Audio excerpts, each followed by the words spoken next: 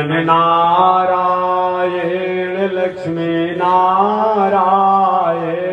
श्रीमन नारायण लक्ष्मी नारायण श्रीमन नारायण नारायण नारायण श्रीमन नारायण नारायण नारायण श्रीमन नारायण भवतारायण श्रीमन नारायण भवता जो जहाँ छोड़ दो कर ठीक करो तुम नारायण भवतारायण श्रीमन नारायण भवता लक्ष्मी नारायण नारायण नारायण लक्ष्मी नारायण नारायण नारायण आग लगी आकाश में बरसन लगे अंगारो आग लगी आकाश में बरसन लगे संत नहीं होते जग में तो जग मरता संसार हो संत नहीं होते जग में तो जग मरता संसार श्रीमन नारायण नारायण नारायण श्रीमन नारायण नारायण नारायण लक्ष्मी नारायण नारायण नारायण लक्ष्मी नारायण नारायण नारायण तनी देखी रघुनाथ जी हमारी ओरिया तनी देखी रघुनाथ जी हमारी तनी ताकी रघुनाथ जी हमारी ओरिया तनी ताकी रघुनाथ जी बगसर में आके रवा तड़का के मरनी बगसर में आके रवा तड़का के मर गौतम नारी अहिल्या के तरनी गौतम नारी अहिल्या के तन देखी रघुनाथ जी हमारी ओरिया तनी देखी रघुनाथ जी हमारी ओरिया तनी ताकी रघुनाथ जी हमारी ओरिया तनी ताकी रघुनाथ जी हमारी श्रीमन नारायण नारायण नारायण श्रीमन नारायण नारायण नारायण लक्ष्मी नारायण नारायण नारायण लक्ष्मी नारायण नारायण नारायण बोलिए श्री लक्ष्मी नारायण भगवान की श्री भाष्यकार भगवान श्री रामानुजाचार्य स्वामी जी महाराज की श्री प्रतिवाद वेंकटाचार्य स्वामी जी महाराज की विश्ववंत जगदाचार्य श्री त्रिदंडी स्वामी जी महाराज की पावन धाम की पावन भाव की पावन स्थल की पावन महोत्सव की जय जय श्री सीताराम जय जय श्री राधे श्याम जय जय श्री श्रीमन्नारायण जय जय श्री भाष्यकार जय जय श्री रामानुजाचार्य जय जय श्री त्रिदंडी स्वामी जी महाराज हरि ओम शांति शांति शांति स्वामी जी महाराज की अनंताचार्य कृपया वेदांत द्वय पारगम रामकृष्णांग्र सद्भक्तम विश्वक्सेन मुनिम भजे कासायम यज्ञ सूत्रम शुचिवपुषि तथा चोर्ध्वपुण्ड्रम च भाले यस्यास्ते दक्षहस्ते कलिकुमतिगिरीन्द्रेन्द्र वज्रं त्रिदण्डं संसाराग्नि प्रशान्त्यै मृतजलममलं दारुपात्रं पवित्रं श्रीविश्वक्सेन सूरे पदकमलयुग श्रेयसे संश्रयामि लक्ष्मीनाथ समारम्भाम् नाथयामुनमध्यमाम् अस्मदाचार्यपर्यन्ताम् वन्दे गुरो परम्पराम् नारायणाय विद्महे वासुदेवाय धीमहि तन्नो विष्णु प्रचोदयात् महालक्ष्म्यै च विद्महे विष्णु पत्न्यै च धीमहि तन्नो लक्ष्मी प्रचोदयात् तन्नो लक्ष्मी प्रचोदयात्। परमाराध्य श्री लक्ष्मी नारायण भगवान नित्य वंदनीय पूज्य गुरुदेव श्री त्रिदंडी स्वामी जी महाराज के जुगल चरणों में कोटिशः नमन। भगवत भागवत आचार्य कैंकड़ पारायण महानो, अभी आप सोनपुर हरिहर क्षेत्र से चलकर आए हुए श्री गजेंद्र मोक्ष देवस्थानम पीठाधीश्वर जगत गुरु रामानुजाचार्य स्वामी लक्ष्मणाचार्य जी द्वारा आपने उनके आत्म प्रबोध को संदेश के रूप में श्रवण किया। ठीक उनसे पहले जगत गुरु स्वामी गोविंदाचार्य गुप्तेश्वर जी महाराज द्वारा आपने कथा श्रवण किया। उनसे पहले हमारे वैकुंठनाथ स्वामी जी जो हरिद्वार से चलकर आए हैं उनके द्वारा कथा आपने श्रवण किया होगा। ठीक उसी कड़ी में बक्सर और आरा के पावन पीठाधीश्वर जगत गुरु स्वामी अयोध्यानाथ जी द्वारा आपने कथा श्रवण किया होगा। काशी की पावन भूमि से चलकर आए हुए स्वामी मुक्ति नारायण जी द्वारा भी आपने कथा श्रवण किया होगा। वृंदावन की पावन भूमि से चलकर आए हुए स्वामी चतुर्भुजी द्वारा भी आपने कथा श्रवण किया होगा। झारखंड की पावन भूमि से चलकर आए हुए झारखंड पीठाधीश्वर स्वामी गोविंदाचार्य जी द्वारा भी आपने कथा श्रवण किया होगा। छत्तीसगढ़ की पावन भूमि से चलकर आए हुए जोगाचार्य योग गुरु जोगेश जी द्वारा आपने योग को भी श्रवण किया होगा। और भी संत महात्मा को कथा आपने श्रवण किया होगा। चलिए उसी कड़ी में दो चार शब्दों को नियत समय में मैं निवेदन करूंगा। एक बात कल के बारे में निवेदन कर दूं। कल 21 तारीख है, कल धर्म सम्मेलन भी है और भजन संध्या भी है। कथा प्रवचन तो अपनी परंपरा अनुसार चलती रहेगी।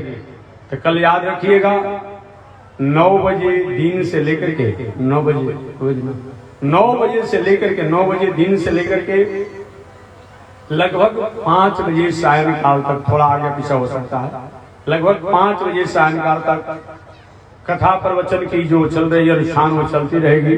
2-4-5 मिनट कम बेसी हो सकता है।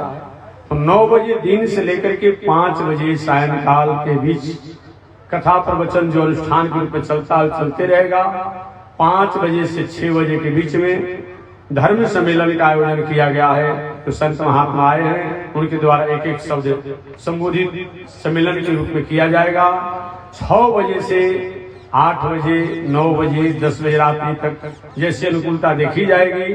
लेकिन 6 बजे से लेकर के 6 के बदला में 7 भी बज सकता है, लेकिन 6 बजे में निवेदन कर रहा हूँ। 6 बजे से लेकर के 10 बजे रात्रि के बीच भजन संध्या का आयोजन किया गया है।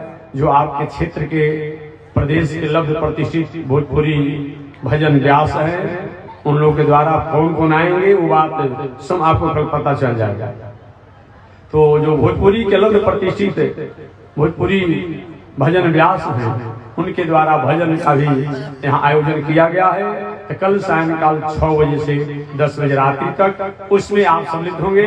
और ठीक अगले दिन 1 तारीख को पूरे अपने सब परिवार इष्ट मित्र बंधु बांधवों के साथ भंडारा के प्रसाद पाने के लिए, जग के पूर्णाहुति में सम्मिलित होने के लिए और कथा प्रवचन का भी अंतिम दिवस के अवसर पर आप सभी लोग 1 तारीख को भी सादर आमंत्रित हैं। कल धर्म सम्मेलन, भजन संध्या और कथा के लिए भी सादर आमंत्रित हैं। इसको आप भूलेंगे नहीं। उसी कड़ी में पुनः एक बात अपनी भी मैं निवेदन कर दूं, निमंत्रण दे दूं। प्रयागराज में महाकुंभ पर्व लग रहा है। 144 वर्ष का योग हो रहा है और 12 वर्षों का महाकुंभ लग रहा है। इस कुंभ के अवसर पर समस्त आप बक्सर जिला के समस्त ग्रामवासी, क्षेत्रवासी, बिहार प्रदेश और देश के सभी जो आस्तिक हों वो सबको सादर आमंत्रित है। अपनी अनुकूलता अनुसार आप महाकुंभ पर्व में आएंगे। आपके लिए निःशुल्क आवास की व्यवस्था है, निःशुल्क भोजन की व्यवस्था है और निःशुल्क गंगा स्नान की व्यवस्था है। आप सादर आमंत्रित हैं। बहुत समय नहीं मिलेगा तो कम से कम 6 तारीख या 8 फरवरी से 12 फरवरी तक आप निश्चित प्रयागराज महाकुंभ में आएं और गंगा स्नान करें, संत महात्माओं का दर्शन करें, तीर्थ का दर्शन करें। इसके लिए आप कम से कम 8 फरवरी से 12 फरवरी तक सादर आमंत्रित हैं। समय मिलने पर 1 फरवरी से 12 फरवरी तक और अधिक समय मिलने पर 12 जनवरी से 12 फरवरी तक 1 महीना आप कल्पवास कर सकते हैं, रह सकते हैं। इसके लिए भी आप सभी लोग सादर आमंत्रित हैं। जय श्रीमन्नारायण, जय श्रीमन्नारायण। तो चलिए मैं अपने पावन कथा प्रसंग की तरफ ले चल रहा हूं। द्वारिकापुरी का पावन क्षेत्र है।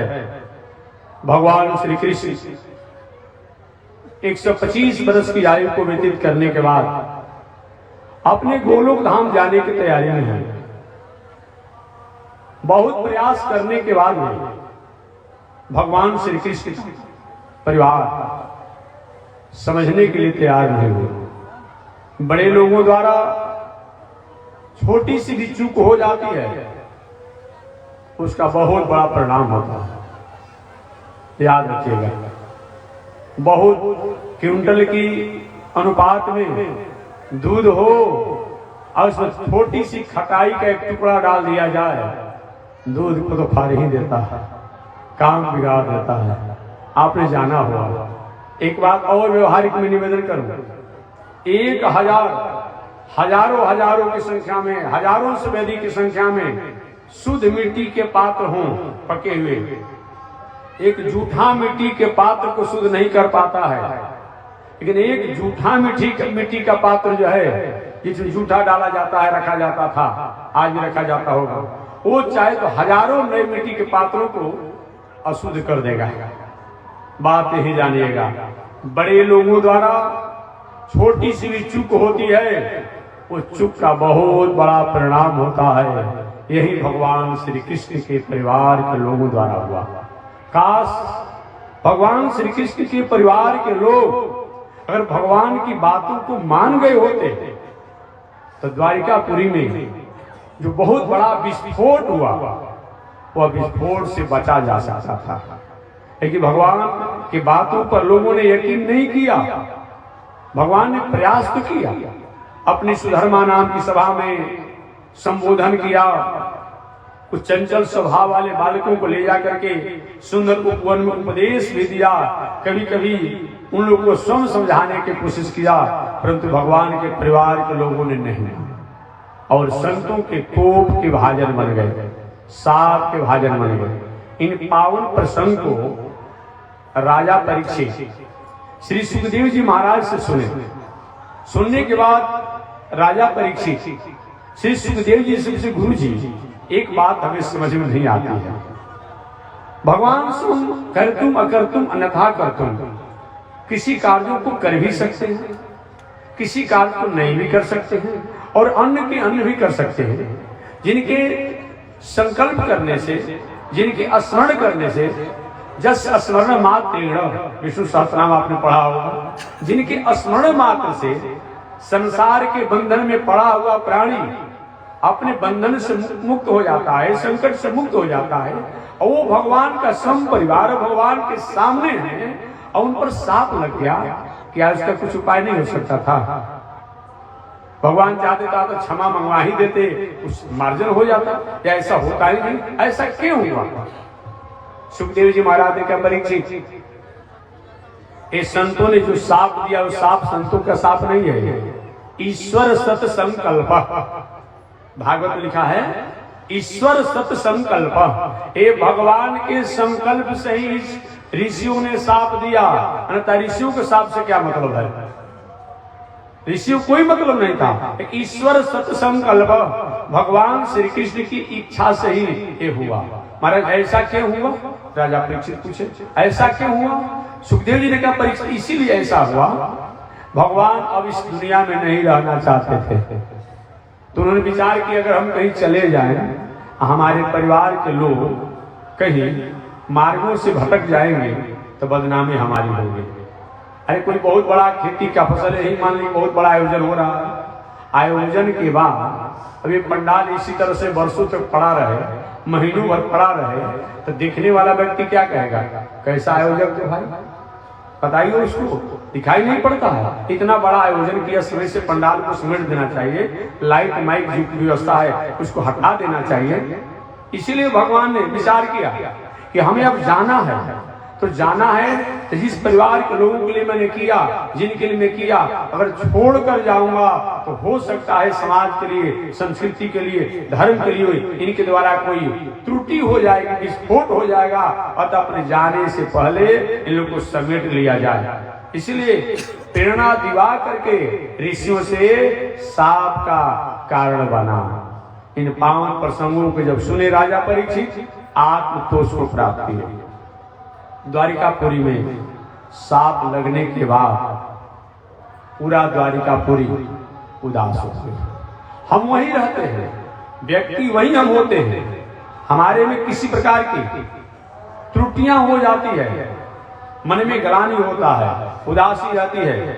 अन्यत्र भी शास्त्रों में निवेदन किया गया है, अपूज्या यत्र पूज्यन्ते पूज्या नाम च व्यतिक्रम त्रिणी तत्र परिवर्तन्ते दुर्भिक्षम मरणम भय।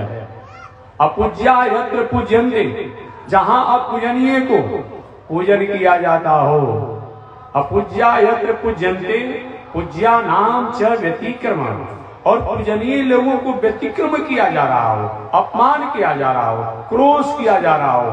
त्रिणी तत्र परिवर्तन्ते, वहां तीन चीज का विकास होता है, दुर्भिक्षम मरणम भयम। सबसे प्रथम क्या होता है? दुर्भिक्ष होता है।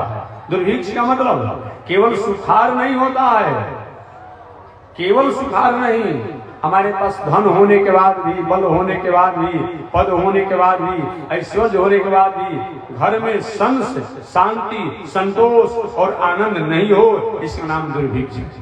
आज किसी से पूछिए ना, आप महाराज खुशहाल हैं?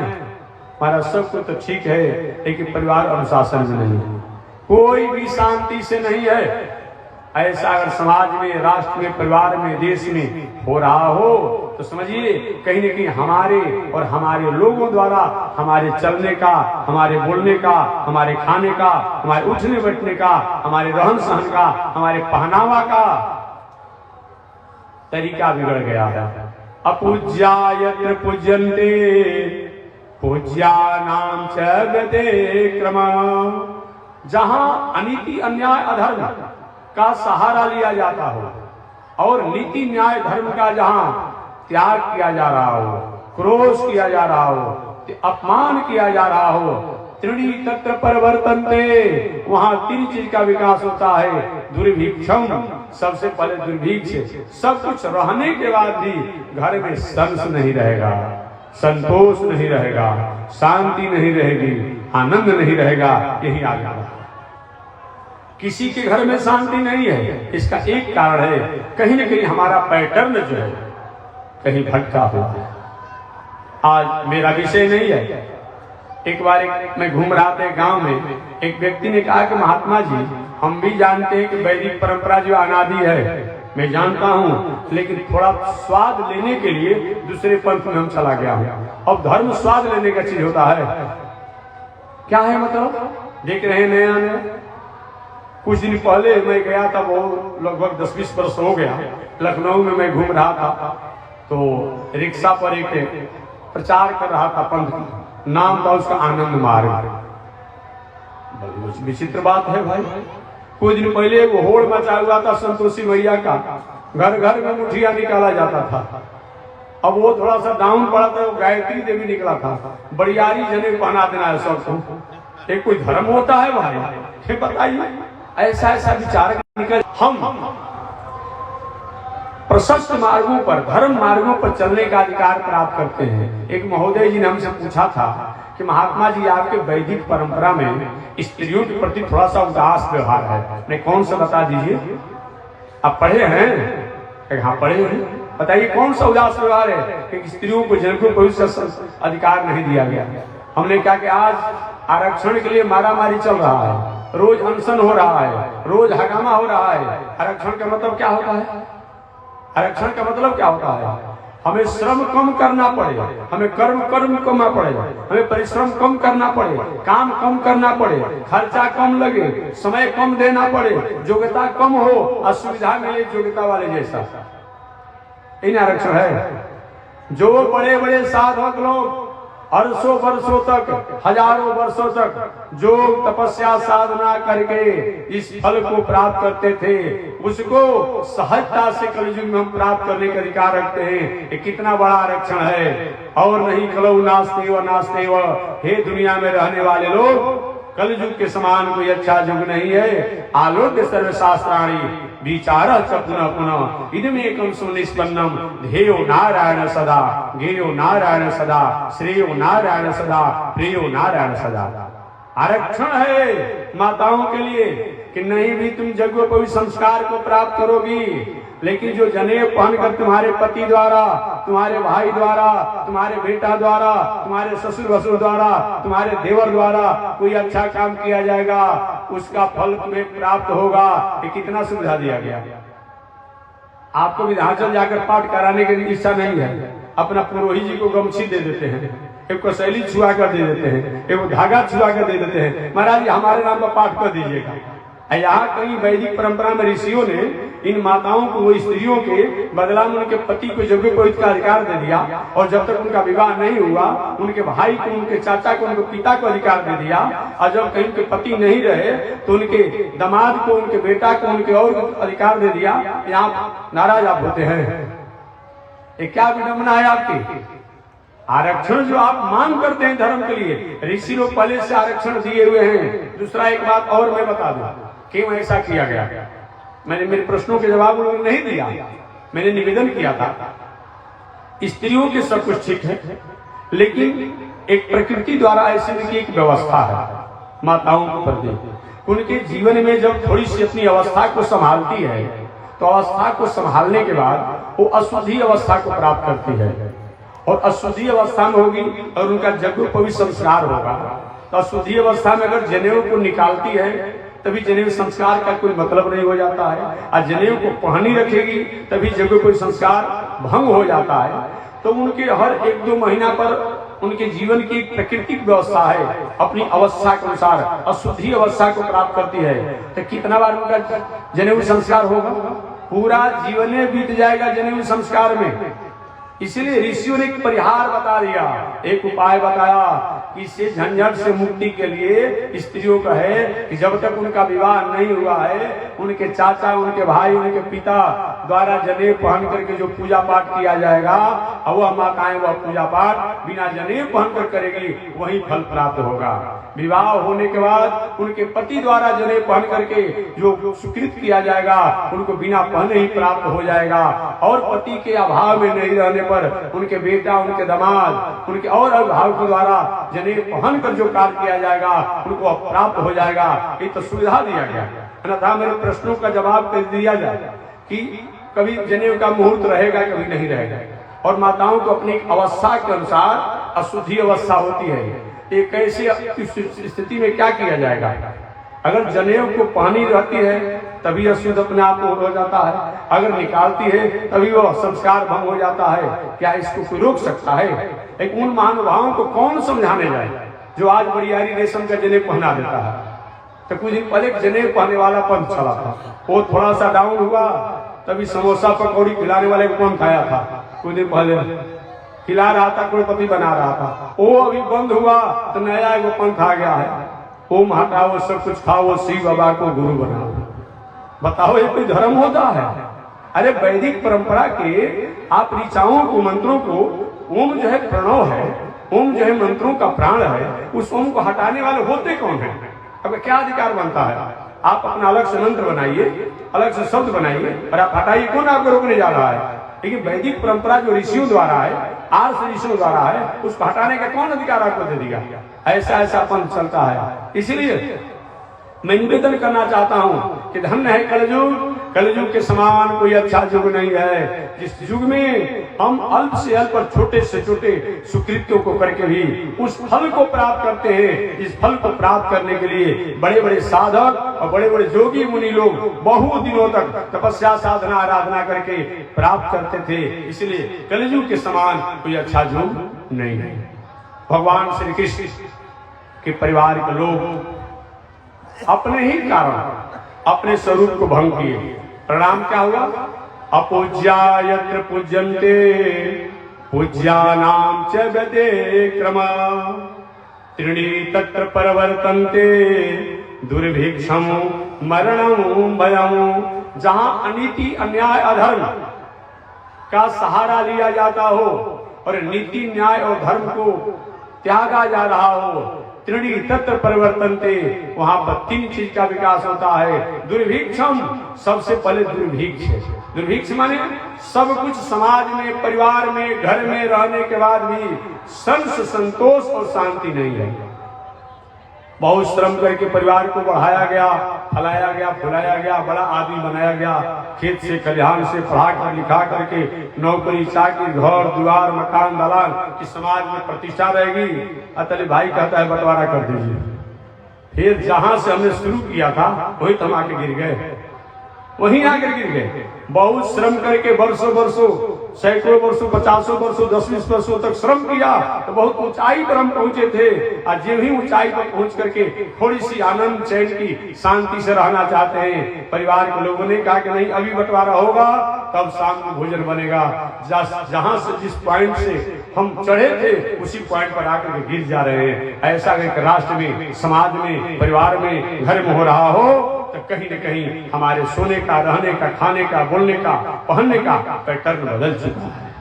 अपूज्या यत्र पूज्यन्ते पूज्यानां च गते क्रम त्रीणि तत्र परिवर्तन्ते दुर्भिक्षं मरणं भयम्। इसी का नाम दुर्भिक्ष।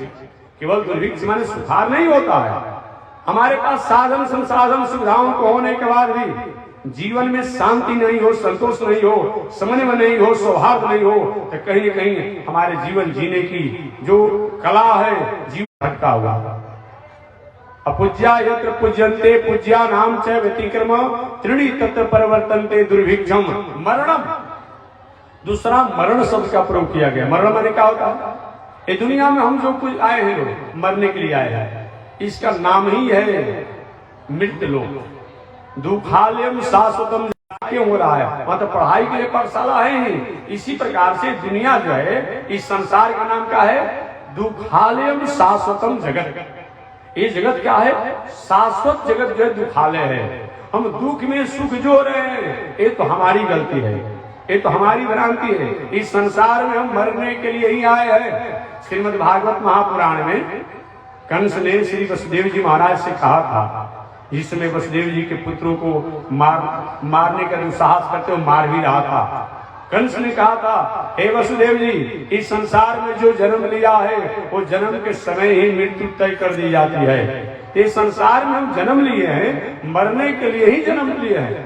क्योंकि जो भी आया है जिस दिन समान बनती है वो भी होता है कि कभी न कभी ये बिगड़ेगी। बनने का मतलब होता है कभी न कभी बिगड़ने का भी बात आती है। इसलिए ये दुनिया जो है दुखालय है और दुखालय में हम सुख चाहते हैं। एक कमी तो हमारी है, ये दोष तो हमारी है, ये त्रुटि तो हमारी है। इसलिए दुखालयम शाश्वतम जगत। मरण सत्य है, लेकिन होता क्या है? मरण का मतलब असमय। असमय का मतलब 95 वर्ष के बूढ़ा बाबा शमशान पर लकड़ी की प्रतीक्षा कर रहे हैं कि कब हम शमशान पर जाएं और लकड़ी उनकी प्रतीक्षा कर रही है कि कब शमशान में बूढ़ा बाबा है, वो वे घर में पड़े हुए हैं और नए नए लोग घर से जाने लगे, मृत्यु होने लगे। उसको क्या कहते हैं? अकाल मृत्यु कहा जाता है। बिना काल के तो किसी की मृत्यु नहीं होती है, लेकिन जब ऐसा घर में, परिवार में, समाज में, देश में हो, जिनकी अभी समाज में आवश्यकता है, वो व्यक्ति जाने लगे और जो जिनको जाने की भी आवश्यकता है वो यहाँ पर रुके हुए हों, ऐसा अगर घर परिवार समाज में होता है तो समझना चाहिए कहीं कि हमारा जीवन जीने का तरीका और समाज में जीवन जीने का तरीका जो है भटका हुआ है। अतः इस पर विचार होना चाहिए। अपूज्या यत्र पूज्यन्ते भयं, इसी का नाम बदला असमय, अर्थात जो होनहार जो बालक हैं, होनहार जो अभिभावक हैं, उनको इस संसार में रहना चाहिए और वो जाने लगे, और जिसको जाना चाहिए उनके लिए भी कोई जगह नहीं मिल रहा हो, या कहीं न कहीं क्या है हमारे आपके द्वारा ये जीवन जीने का, रहने का पैटर्न बिगड़ा हुआ। दुर्भिक्षम मरणम भयम, भय करना ही नहीं चाहिए, जो होने वाला है वो होकर के रहेगा। अवश्य में भोक्तव्यम कृतम कर्म शुभाशुभम, निश्चित रूप में हमारे आपके द्वारा किए हुए कर्मों का फल शुभ और अशुभ के रूप में प्राप्त होता है। कभी कभी ऐसा भी देखा जाता है, एक बहुत बड़ा बेईमान आदमी दुनिया में, बेईमानी में ही जिसका एक पहचान बना हुआ है, लेकिन दिन दूना रात चौगुना बढ़ रहा है। पहले का उसका कहीं न कहीं फिक्स डिपॉजिट है, फिक्स डिपॉजिट है, अभी तो कुछ नहीं, लेकिन पहले का फिक्स डिपॉजिट है, उसी को निकाल रहा है और आनंद से रह रहा है। कोई व्यक्ति अच्छे तरीका से रहता है, फिर उस अनुपात में अच्छा चहल पहल में नहीं है, उसका पहले का बैलेंस कमजोर है। ये जान करके धीर पुरुष को, वीर पुरुष को कभी भी सत्य पथ को और सन्मार्ग को और अच्छे कर्मों को त्याग नहीं करना चाहिए। भगवान श्री कृष्ण की द्वारिकापुरी में उन बालकों के द्वारा अपचार होने के कारण पूरे द्वारिकापुरी में उदासी है, किसी का मन नहीं है, किसी से किसी को बात करने की इच्छा नहीं हो रही है। पूरे द्वारिकापुरी में उदासी ही उदासी बनी हुई है। उस समय भी अगर वो बालक गलती करने के बाद, संत महात्माओं के साथ होने के बाद कहीं भगवान श्री कृष्ण के पास चले गए होते तो कोई न कोई उपाय निकाल दिया गया होता, लेकिन वो बालक भगवान श्री कृष्ण के पास नहीं गए कि भगवान ने पहले उनको बताया था, बेटा ब्रह्मा के ब्रह्मास्त्र से बचा जा सकता है, इंद्र के वज्र से बचा जा सकता है, वरुण के अस्त्र शस्त्र से बचा जा सकता है, हलाहल विष से भी बचा जा सकता है, लेकिन संत महात्मा और शास्त्र धर्म संस्कृति का अपमान करने वाला व्यक्ति को कोई बचाने वाला नहीं है। अतः मैं भी कुछ नहीं कर पाऊंगा। ये भगवान ने उपदेश दिया था, परंतु परिवार के लोगों ने नहीं माना, इसलिए वो बालक भगवान के पास नहीं गए, दादा उग्रसेन के पास गए। दादाजी हम लोग द्वारा गलती हो गई। उग्रसेन जी अरे महात्मा लोग कहते रहते हैं क्या होने वाला। उस मुसल वाणी का इतना बड़ा अस्तित्व रहा संतों के कि पेट पर कपड़े की पोटली बांधा गया था, लेकिन लोहे का मुसल होकर कहते मुसलम कुलनाशम कहते लोग, तुम्हारे कुल खानदान में लोहे का मुसल बेटा के रूप में होगा और कुल खानदान को नाश करने वाला होगा। वो लोहे के मुसल को लेकर बालक उग्रसेन दादा के पास गए और गए तो उग्रसेन जी उसको घीस करके और समुद्र में फेंकवा दिया। वही घिसा हुआ लोहा का जो मुसल था एरक नाम का घास बन गया। क्योंकि आपने देखा होगा कि छत पर आप सीमेंट बालू से पलस्तरा करते हैं और उसमें पीपल का वृक्ष उग जाता है, एक घास फूस उग जाता है, नहीं सिंचाई करने पर भी कितना अच्छा रहता है, कितना अच्छा रहता है। जो लोहा का मुसल को घिसकर समुद्र में फेंका गया, वो बालू और वहां के समुद्र की जल मिट्टी के सवास लेकर के समुद्र किनारा एक घास बन गया, जिसका नाम पड़ा एरक नाम की घास। ऐसे कैसे झोपड़ी बनाने के लिए खड़े होते हैं, देखने में कितना सुंदर है, लेकिन उनकी अंगुली को काट देता है, बहुत तीखा हुआ क्योंकि सांप लगा था ना। वो एरक नाम का घास बन गया और जो बचा हुआ लोहा का मुसल जो था उसको समुद्र में फेंक दिया गया। देखते हैं संतों की बात कैसे सत्य होती है। जो घिसा गया लोहा का जो एक भाग बचा, जैसे चंदन घिसते हैं और चंदन को घिसते घिसते घिसते जब छोटा बच जाता है और हाथ से पकड़ा नहीं जाता है, वही घिसा हुआ मुसल जो है समुद्र में फेंका गया। एक मछली अपना आहार समझ करके निकल गई। उस मछली को जरा नाम का बहेलिया अपने जाल में फंसाया। मछली को तो घर पर लाकर व्यवहार में ले लिया और मछली के पेट में जो लोहे का जो एक छोटा सा था उसको अपने बाणों पर सजा कर रखा था कि अच्छा शिकार करेंगे। और बाद में वही बाणों पर जो सजा कर रखा था लौखंड भगवान श्री कृष्ण की अंतिम यात्रा के समय उस जरा नाम के बहेलिया ने उसी बाण को एक हिंसक जीव समझ करके भगवान के तलवे को किसी जीव का मुख और जीव समझ करके उसी में बाण छोड़ दिया, जो कारण बना एक कथा बात की है। सांप लग गया पूरी द्वारिकापुरी में, किसी को शांति नहीं है, सारे लोग उदास हैं। संयोग से एक दिन नारद जी महाराज का आगमन हुआ। नारद जी द्वारिकापुरी में आए। द्वारिकापुरी में नारद जी के आगमन पर भगवान श्री कृष्ण से नारद जी का मुलाकात नहीं हुआ, बल्कि भगवान श्री कृष्ण के पिता से श्री वसुदेव जी से नारद जी को मुलाकात हुई। श्री वसुदेव जी ने नारद जी को अभिवादन करते हुए, अभिनंदन करते हुए, स्वागत करते हुए, वंदन करते हुए कहा कि हे देवर्षि नारद जी, ऐसी मेरी मान्यता है, ऐसा मैं जानता हूं, ऐसी मेरी भावना है, ऐसा शास्त्रों का कथन है। भूतानाम देवचरितम सुखाय च दुखाय च।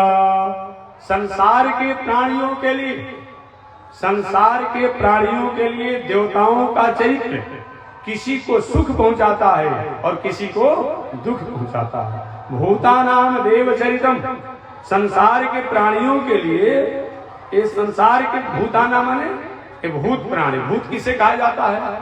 क्षितिजल पावक गगन समीरा अपंच रचितया अधम शरीरा। पंच महाप्रकृति को भूत कहा जाता है। पृथ्वी, जल, वायु, आकाश, अग्नि, मन, बुद्धि, अहंकार इत्यादि। भूता नाम देवचरितम, इन 8 प्रकृति द्वारा बने हुए हमारा आपका मॉडल जो है ये प्राणियों का, तो संसार के प्राणियों का, ये देवताओं का चरित्र जो होता है किसी को सुख पहुंचाता है और किसी को दुख पहुंचाता है। देखिए अभी ठंडी ठंडी हवा चल रही है, जो कई श्वास के रोगी हो, निमोनिया के रोगी हो, टाइफाइड के रोगी हो, उनके लिए तो परेशानी है, परेशानी हो। और जहाँ गर्म प्रदेश हो और वहां कहीं हवा अगर अच्छा बहे तो अनुकूलता होती है। देवराज इंद्र किसी का मंगल भी करते हैं और कभी किसी के बेटी, किसी के बहू या किसी घोड़ा को चुरा भी लेते हैं और किसी की जगह पदार्थों को चुरा भी लेते हैं। वरुण देव वही सृजन करने पर आनंद ही आनंद देते हैं और वही वरुण देव जो है रोहित के पिता हरिश्चंद्र को जलोदर रोग भी कर दिए थे। देवताओं का चरित्र, देवताओं का चरित्र किसी को सुख भी पहुंचाता है और किसी को दुख भी पहुंचाता है।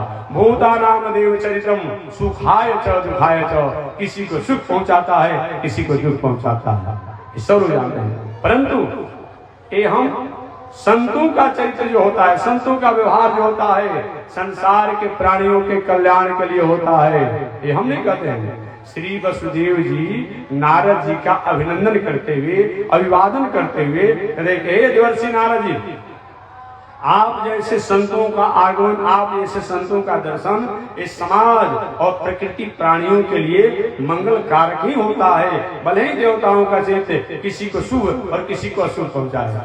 अजी देवता किसे कहा जाता है? व्याकरण से, ग्रामर से अगर देवता शब्दों को परिभाषित किया जाए तो दिव क्रीड़ा धातु से बनता है।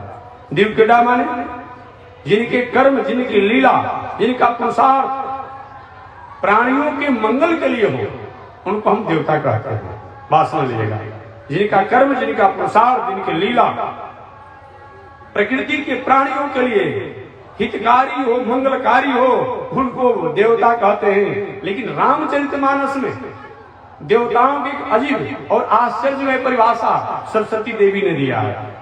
रामचरितमानस में क्या दिया है? ऊंच निवास नीच कर तूती, आ देख न सकहि पराई होती। ये सरस्वती देवी ने उस समय बात है जिसमें कई मंथरा के भावना में आकर के और राम जी को वनवास की बात ठान लिया था। देवता लोग भी चाहते थे कि राम जी का वनवास हो।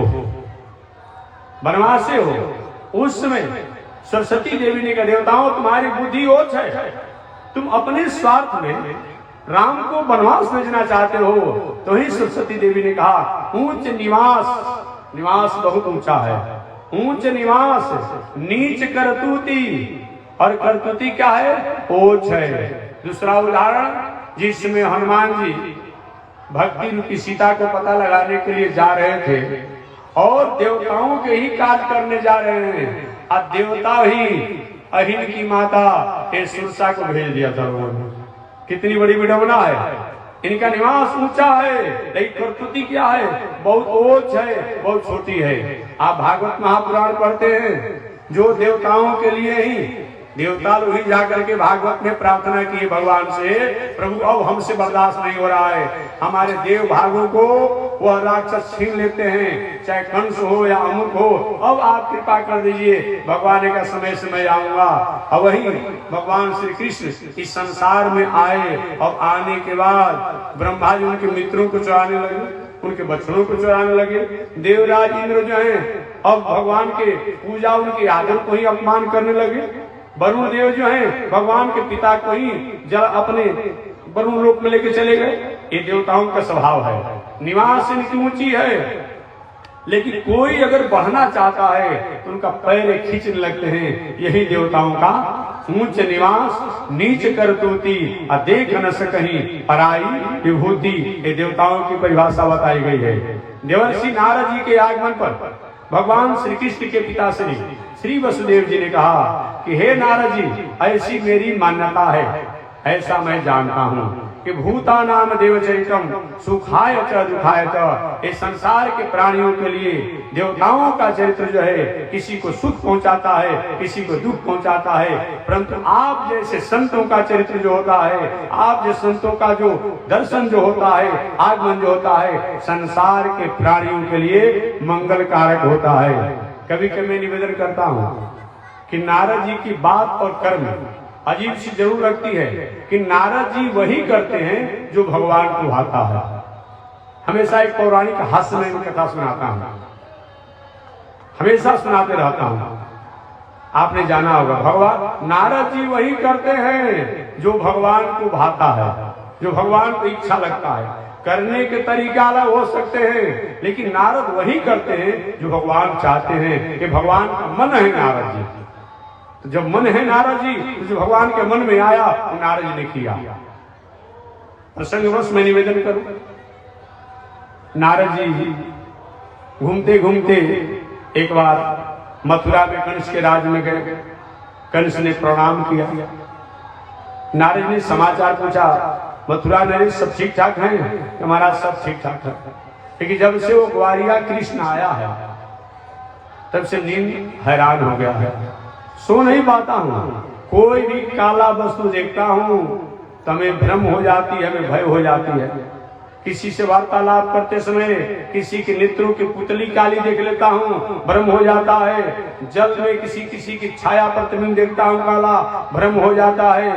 कोई भी काली वस्तु देखता हूँ हमें भ्रम हो जाता है। महाराज कृपा कर दीजिए, आशीर्वाद दीजिए। नारी के समय सुनना नहीं चाहता हूँ, परसों आपके यहाँ उस कृष्ण की मैं मृत्यु देखना चाहता हूँ। कृष्ण का प्रभु ये कैसे संभव हो? मैं कुछ सुनना ही नहीं चाहता हूँ। इतने बड़े यशस्वी और प्रभावशाली प्रतापी आप राजा होकर के वो छोटा सा बालक से आप कर रहे हैं। परसों आपके हाथ उस कृष्ण की मैं मृत्यु देखना चाहता हूँ। ठीक है प्रभु, आपकी आशीर्वाद होगा तो यही होगा। नारद जी वहां से चले गए ब्रज में, गोकुल में। भगवान श्री कृष्ण ग्वाल बालों के साथ अपने मित्रों के साथ खेल रहे थे। अचानक नारद जी का आगमन हुआ।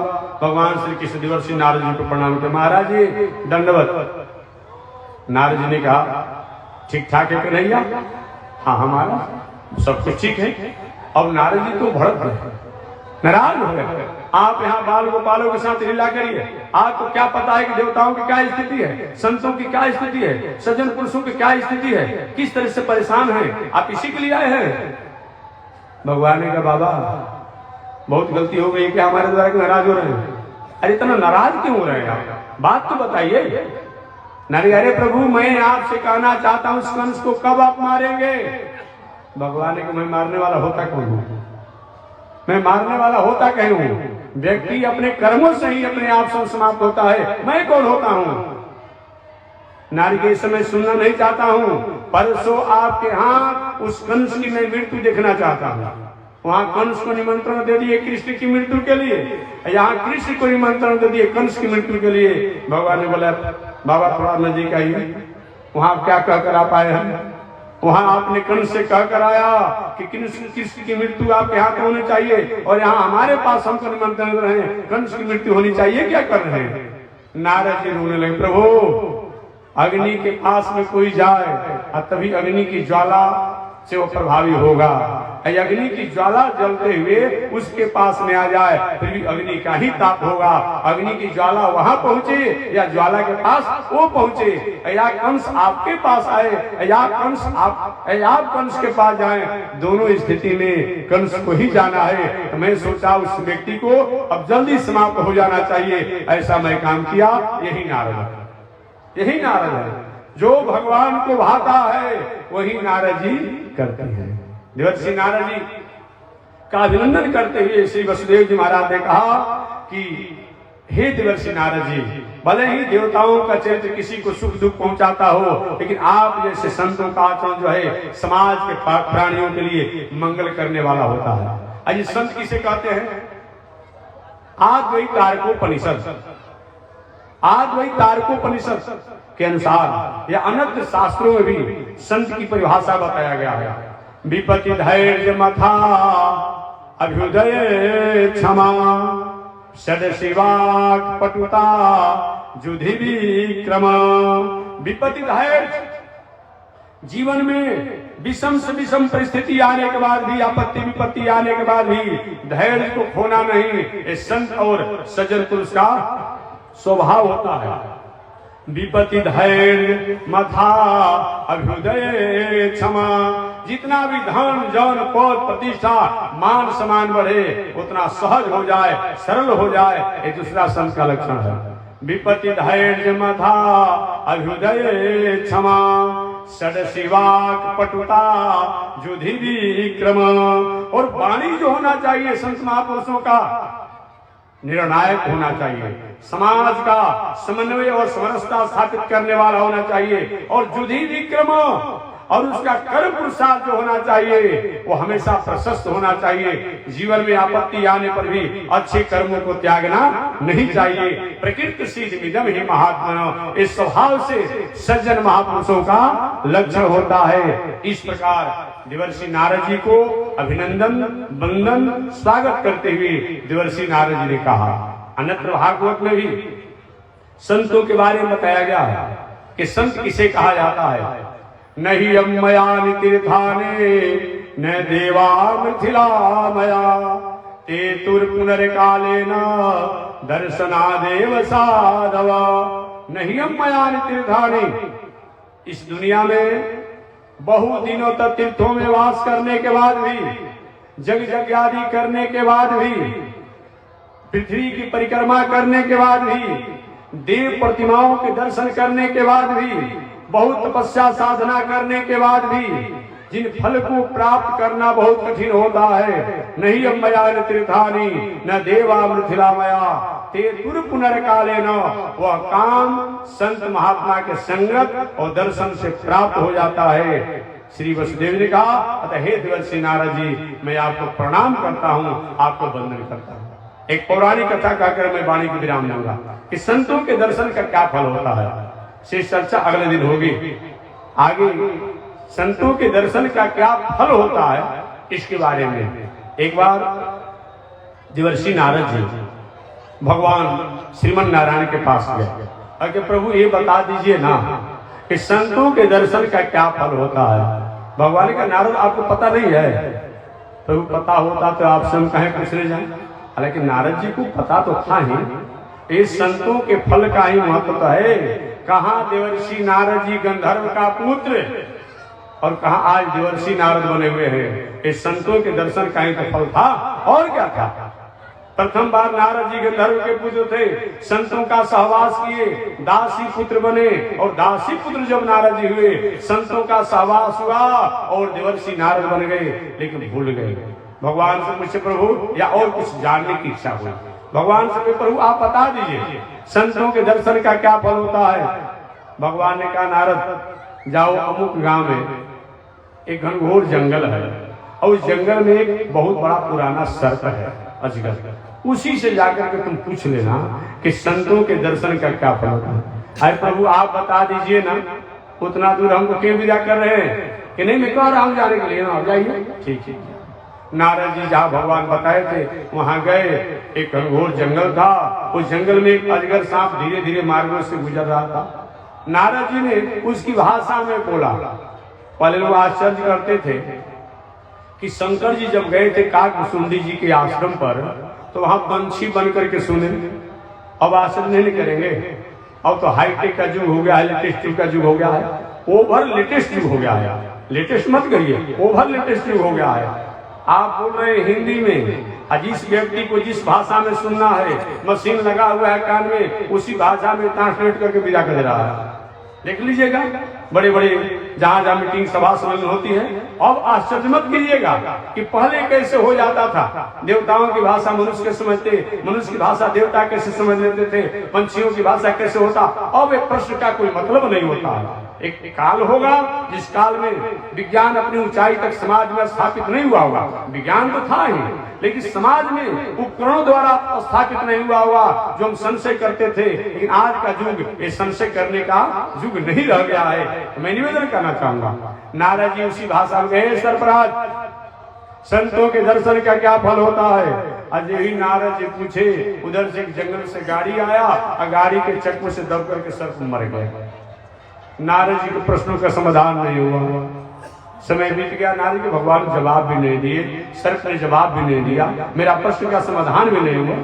चले भगवान के कुछ दिनों के बाद भगवान के पास पुनः नारद जी गए, कहे कि प्रभु आपसे मैंने पूछा था ना कि संतों के दर्शन का क्या फल होता है, अब बताए भी नहीं, जा विदा कि वहां हमारा समाधान नहीं हुआ। अच्छा तो ठीक है नारद, जाओ अमू गांव में एक गाय ने नए बछड़ों को जन्म दिया है, उस बछड़ा से पूछ लेना तुम कि संतों के दर्शन का क्या फल होता है। अरे प्रभु आप ही बता दीजिए ना, कहा कि हमको वहां विदा करते नहीं, जाइए। नारद जी भगवान की आज्ञा मानकर गए, पता करते करते अमुक मालिक की आए गाय ने बछड़ा को जन्म दिया था, वहां पहुंचे और कहे एक गोवत्स संतों के दर्शन का क्या फल होता है। कि नारद जी बात कर ही रहे थे, उसे बछड़ा भी मर गया। दो घटना हो गई, बड़ी आश्चर्य की बात। नारद जी उदास हो गए, उन्हें अपने दिनचर्या में लगे नारद जी। कुछ दिनों के बाद पुनः नारद जी भगवान के पास गए, प्रभु इस बार तो बताना पड़ेगा आपको कि संतों के दर्शन का क्या फल होता है। भगवान के नारद तुम्हारे प्रश्नों का समाधान नहीं हुआ क्या। नहीं प्रभु नहीं हुआ, नहीं बता दीजिए। एक नहीं जाओ अमुक गांव में एक बहुत बड़े व्यवसायी हैं, उनके बहुत दिनों के बाद एक लौता पुत्र हुआ है, उनसे जाकर पूछ ले। भगवान की आज्ञा तो आ गया है। अब नारद जी उस गांव में पता करते करते सही में बालक जन्म लिया था। कहे बालक संतों के दर्शन का क्या फल होता है। इतना आवाज लगाए कि बालक की मृत्यु हो गई। बड़ी घटना हो रही है, ये क्या हो रहा है। कुछ दिनों के बाद पुनः भगवान के पास गए, प्रभु तीन जगह आपने भेजा और तीनों जगह मैं गया, तीनों जगह घटना घट गई। अब बताना है तो आप बताइए, नहीं बताना तो जवाब। संतों के दर्शन का क्या फल है। भगवान का नारद अभी तुम्हारे इस प्रश्न का समाधान नहीं हुआ कि नहीं प्रभु नहीं हुआ। अब भगवान बताना शुरू के, सुनो नारद, प्रथम बार आपके दर्शन करने से जो अजगर सांप था, सर्प जोनी बहुत निकृष्ट और बहुत लंबी जोनी होती है। सर्प जोनी निकृष्ट जोनी होती है और लंबी जोनी होती है। जितने विषैले जीव होते हैं वो हजारों वर्षों तक आज भी जिंदा रहते हैं। जो विषैले सर्प है इतना उनकी आयु होती है। और सर्प का एक और बड़ा अवगुण है, जिसको देहात की भाषा में कभी कभी माताएं अपने बेटा को अधिक प्रताड़ित करती है, तो दूसरी बूढ़ी माता है सर्पणी हो गई हो क्या। तो सर्पणी एक ऐसी होती है कि जिस अंडा को जन्म देती है, जिस बच्चा को जन्म देती है और उसी अंडा को पी जाती है। और वो न पिए कि बहुत से सर्प हो जाएं, वो तो भूले भटके कहीं के इधर अंडा हो जाते एक दो, क्योंकि सर्प होते हैं। अन्यथा सब के सब छोड़ दिया जाए, इतने पूरे दुनिया में सर्प हो जाएंगे, किसी को रहना मुश्किल हो जाएगा। इसीलिए सर्पणी कहा जाता है। सामान्य भाषा में किसी माता जो ऐसा थोड़ा बालक के प्रति उनका व्यवहार अच्छा नहीं होता है, तो सर्प एक तरह की जोनी बहुत निकृष्ट है। कहीं की वो प्रथम जन्म में अजगर सांप था, नारद आपके दर्शन करने से वो पशु जोनी में आ गया, और पुनः दूसरा बार आपका दर्शन हुआ वो मनुष्य के जोनी में आ गया, और तीसरा बार आपका दर्शन हुआ वही मैत्रेय ऋषि बने हुए हैं। ये संतों के दर्शन का फल है। कहा एक सर्प के जोनी में रहने वाला आज ये मैत्रेय ऋषि बने हुए हैं। इसीलिए संतों के दर्शन का बहुत बड़ा फल है। नहीं अम्मयानि तीर्थानि न देवा पृथिला मया ते दुर पुनर्कालेन दर्शनादेव साधव। अतः संतों के दर्शन का बहुत बड़ा फल है। श्री वसुदेव जी ने श्री नारद जी का आगमन पर द्वारिकापुरी में अभिनंदन करते हुए, वंदन करते हुए, स्वागत करते हुए कहा, हे देवर्षि नारद जी, आप जिस संत के दर्शन से पूरा दुनिया मंगल ही मंगल हो जाता है। अतः मैं आपको प्रणाम करता हूँ, वंदन करता हूँ, स्वागत करता हूँ। तो शीश चर्चा कल मैं करूंगा कि देवर्षि नारद जी का और भगवान श्री कृष्ण के पिता श्री वसुदेव जी का क्या संवाद हुआ। ये संवाद अगले दिन होगी। आज इसी के साथ वाणी विराम। एक बार भगवान का नाम लें, आगे परमात्मा की जय श्री स्वामी जी महाराज। श्रीमन नारायण लक्ष्मी नारायण श्रीमन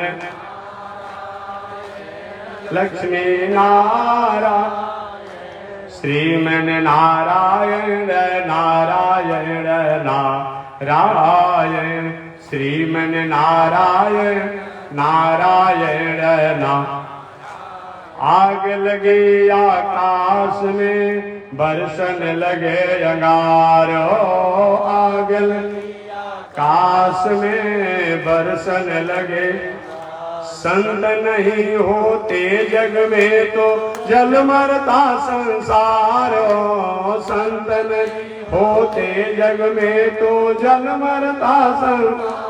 श्रीमन नारायण नारायण नारायण श्रीमन नारायण नारायण नारायण लक्ष्मी नारायण नारायण नारायण लक्ष्मी नारायण नारायण। बोलिए श्री लक्ष्मी नारायण भगवान की हरि ओम। शांति शांति शांति। स्वामी जी महाराज।